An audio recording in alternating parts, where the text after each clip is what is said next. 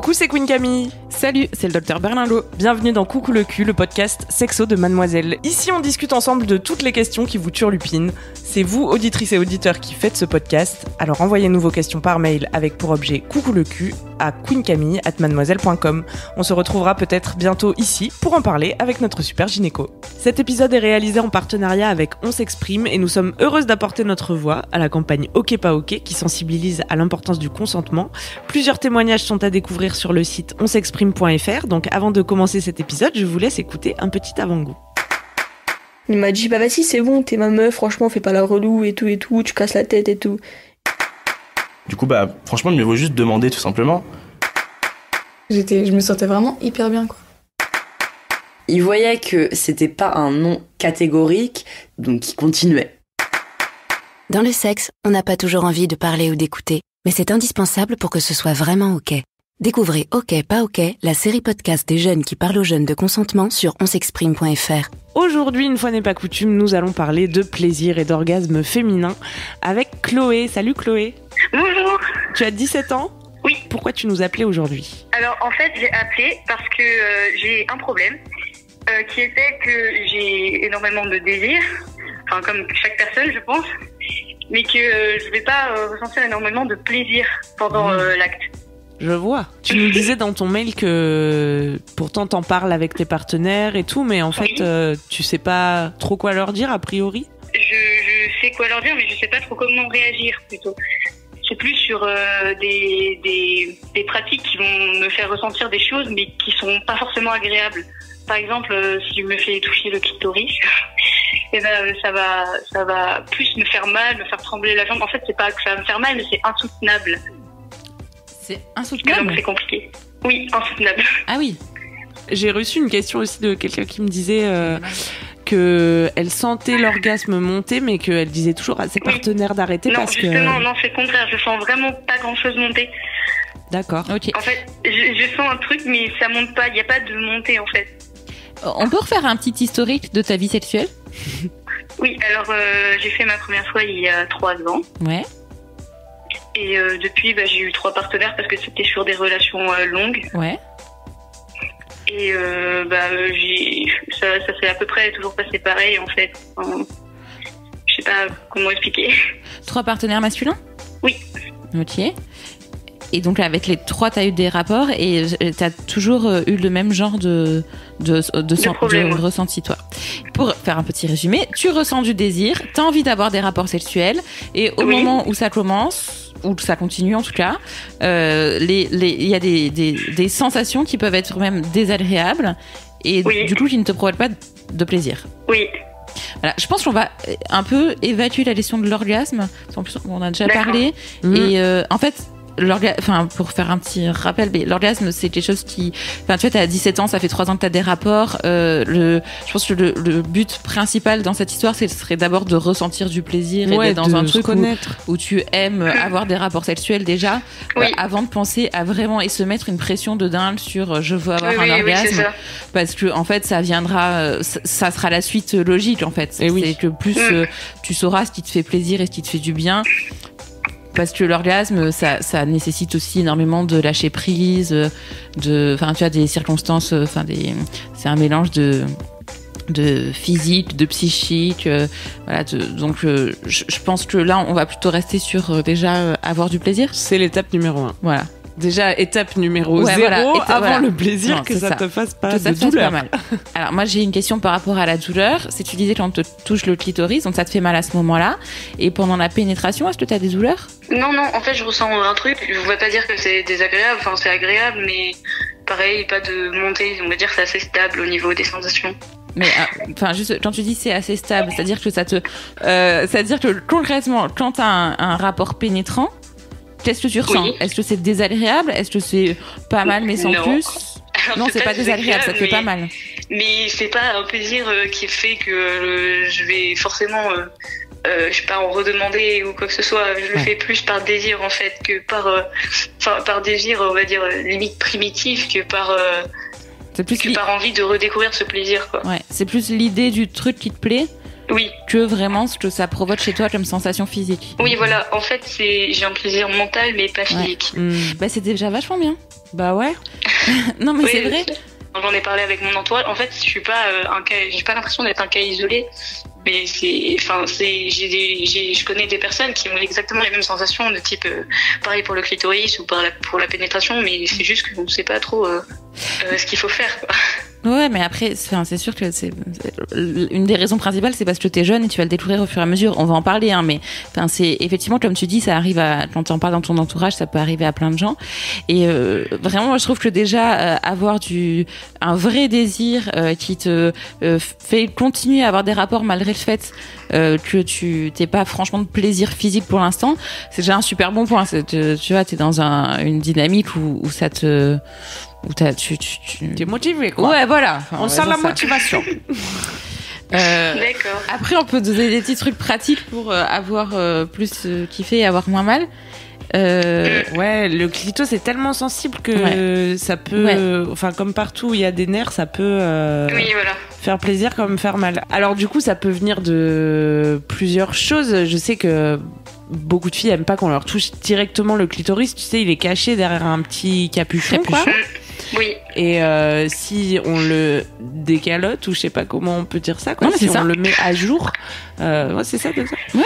Cool. Et ben, ça peut être trop violent en fait, quoi. Parce Oui. que c'est trop sensible. Ou... Ouais, on peut C'est parler... hyper fréquent, ça. Vraiment, le fait que et notamment quand on est jeune. Enfin, je sais pas, je vais pas redire ce que t'as dit, c'est exactement ça, c'est que du coup, c'est la partie, le gland du clitoris, en fait, est effectivement super sensible. Et que si il est attaqué un peu trop frontalement, alors frontalement, c'est peut-être pas le terme, Non, mais d'un point de avec vue très pratique, tu vois, genre si tu touches une vulve et que tu remontes... Elle nous mime le geste. Hein. Je suis en train de faire le geste, du bas vers le haut, ça va décapuchonner l'affaire, tu vois, que si t'es du dessus, tu vois ce que je veux dire Oui, je vois. il peut rester protégé. Ça, Oui. c'est peut-être une piste. On n'a pas parlé de sexe oral. Est-ce que t'as testé ça? Oui, oui. Et alors, C'est pareil, je ressens pas forcément le truc. Et là, pour le coup, le clitoris, je sens carrément rien. Enfin, c'est bizarre en fait, c'est vraiment qu'au toucher. Ah ouais. Mais du coup, ça te fait pas mal à ce moment-là? Non. Bah, tu vois, c'est peut-être que le toucher, il est un peu trop direct et Violent. et violent, ouais, parce que en fait, Mais si avec une histoire langue, d'intensité. ouais, si avec une langue ça te fait pas mal, enfin une langue c'est un peu plus doux qu'un doigt a priori. S'il se met pas à te mordre, Ce qu'on déconseille, hein, bien sûr. Enfin, vous faites ce que vous voulez, hein, mais... effectivement, c'est peut-être que c'est un peu trop agressif, sans le vouloir. Enfin, vraiment, faut pas enfin, je sais pas si tu pourrais faire écouter d'ailleurs à ton partenaire cette émission, je pense, mais sans être du tout jugeant, on va dire. C'est peut-être que c'est effectivement un peu trop direct, que toucher à côté. Enfin, tu vois, en fait, le clitoris, alors non seulement on va refaire encore l'anatomie du clitoris, mais effectivement, il y a à la fois un gland, mais surtout une grande partie qui est interne et qui est latérale aussi, que tu peux stimuler, enfin tu vois, sur la vulve à côté du clitoris, et que ça peut provoquer du plaisir, et juste à l'entrée du vagin aussi, tu vois, sans aller trop profondément. Et notamment dans la pénétration, enfin tu vois, si la pénétration, tu vois, elle est directe en mode un peu angle droit, tu vois, que ça frotte pas la partie antérieure du vagin, bah parfois les sensations, elles sont très faibles en fait, parce que ce qui provoque le plus de sensations, c'est enfin le plus, il y a un endroit qui est très vecteur de sensations aussi, c'est toute la partie antérieure du vagin, parce que c'est l'endroit où il y a le clitoris. D'accord.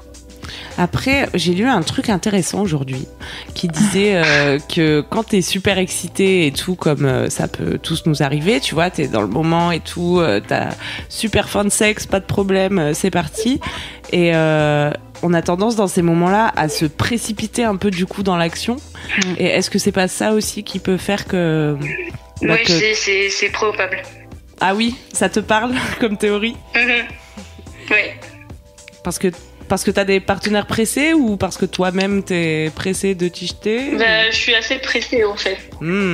Donc ça peut être une piste du coup d'essayer de ralentir le rythme et pense, de, tu vois, faire durer. Effectivement, l'idée de, enfin, complètement d'accord avec Camille, d'y aller vraiment doucement, et que même si et c'est plutôt positif, je trouve, d'avoir un désir qui est tellement puissant et consumant un peu, où tu te dis que t'as envie d'y aller tout de suite et très fort. Ça veut dire que ton désir il est très fort, mais vraiment apprendre, enfin je sais pas, tu peux le comparer à un repas, tu vois, enfin genre j'allais le dire, quand tu t'as vois trop faim, tu vois une énorme assiette de pâtes, et tu sais, genre les pâtes bolo, tu les avales sans mâcher là, et tu les manges en 1 minute.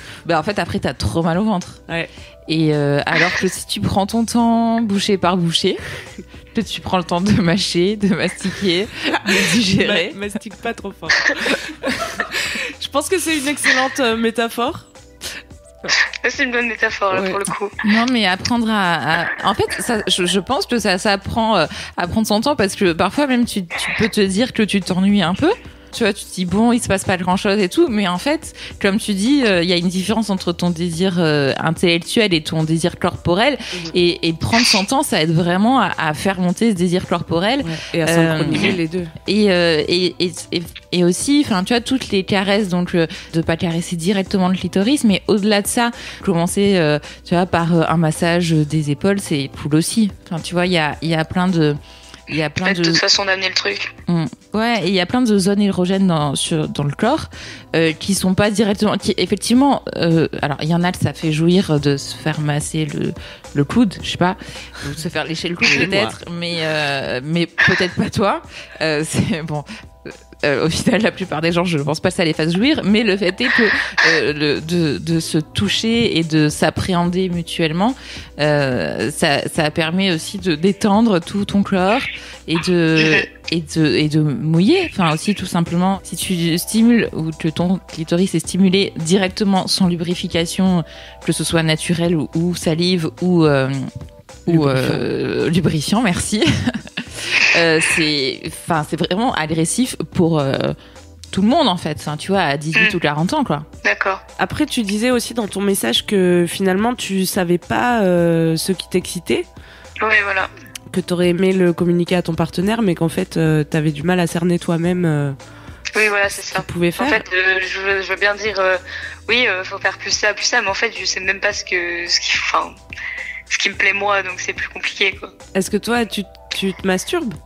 Non, en fait, j'en éprouve pas l'envie. Enfin, je sais pas. Ça me branche pas. En fait, je l'ai déjà fait, j'ai déjà essayé, mais je sais pas, j'arrive pas. Tu n'y arrives pas, c'est-à-dire? Je le fais, mais ça me fait pas éprouver des sensations de fou, quoi. Et tu te mets dans des bonnes... Et puis, j'ai pas de support. C'est-à-dire, les vidéos, clairement, déjà, c'est très centré sur les hommes, donc c'est un peu compliqué. Et en fait, je sais pas, les images, ça me... En fait, je serais plus dans la lecture, mais c'est pareil, en fait, tout le porno sur Internet, c'est beaucoup trop centré sur les hommes, du coup, c'est plus compliqué, je trouve. Mais du coup, il y a des trucs audio, il y a du porno féministe aussi. Comme ça. Ah oui. Mais on va mettre des liens dans les notes de ce podcast. Moi, je connais un truc qui s'appelle Sex Blotch. Ouais. Alors moi, Sex Blotch, c'est avec des taches de peinture et des bruits de gens. On en parlait à la fois. Mais t'es pas la seule, en tout cas, à chercher des alternatives au porno mainstream. Donc on mettra tout ça dans les liens du podcast. Et t'as essayé de te servir de ton imagination? En fait, mon cerveau, il a tendance à beaucoup dériver. Du coup, c'est un peu compliqué. Du coup, j'ai remarqué que, par exemple, en écrivant des SMS, en fait, là, j'arrive à mieux me centrer sur les choses. Ouais, parce que t'es dans l'action, quoi. C'est assez marrant ce truc que tu dis où ton cerveau a tendance à dériver. Enfin, je sais pas, c'est comme pendant un cours de yoga, par exemple, où tu penses aux courses que tu dois faire après. Faut vraiment arriver c'est un truc presque de méditation, tu vois, arriver à être dans le moment présent et que dans le moment présent. Et ça s'apprend aussi, en fait. C'est pas un truc inné où, faut pas se dire, bon, j'y arrive pas, tant pis. En fait, tu peux vraiment essayer de te concentrer, pour avoir une intention en fait qui est c'est un moment pour toi, c'est un moment qui t'appartient, te mettre dans les meilleures conditions possibles, genre ne pas être dérangé par ta petite sœur ou ta mère au bout de 15 minutes.